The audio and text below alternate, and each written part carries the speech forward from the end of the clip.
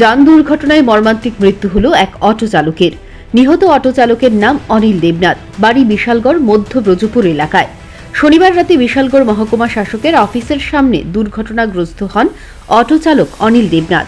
সঙ্গে সঙ্গেই তাকে উদ্ধার করে জিবি হাসপাতালে নিয়ে যায়। তার মাথায় এবং পায়ে প্রচণ্ড আঘাত লেগেছে। রবিবার সকালে জিবি হাসপাতালে তার মৃত্যু হয়। কিছুদিন আগেই তার স্ত্রী প্রয়াত হয়েছেন।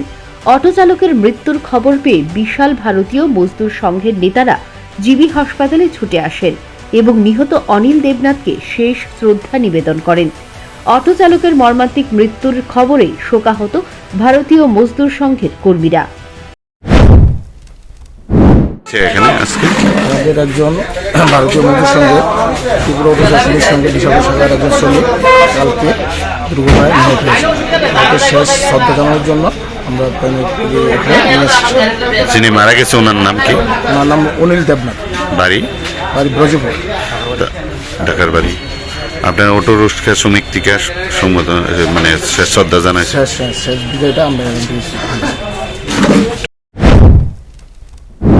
আগরতলা সাবরুম জাতীয় সড়কে যান দুর্ঘটনা এক প্রকার লেগেই আছে। মাত্রাতিরিক্ত বেগে যানবাহন চলাচলের কারণে এই দুর্ঘটনা। এক্ষেত্রে ট্রাফিক পুলিশের দুর্বলতাও কিছুটা রয়েছে। ট্রাফিক পুলিশ যানবাহনের গতি নিয়ন্ত্রণে এক প্রকার ব্যর্থ। ফলস্বরূপ যান দুর্ঘটনা এক প্রকার লেগেই আছে, আর তার খেসারত দিতে হচ্ছে সাধারণ মানুষকে।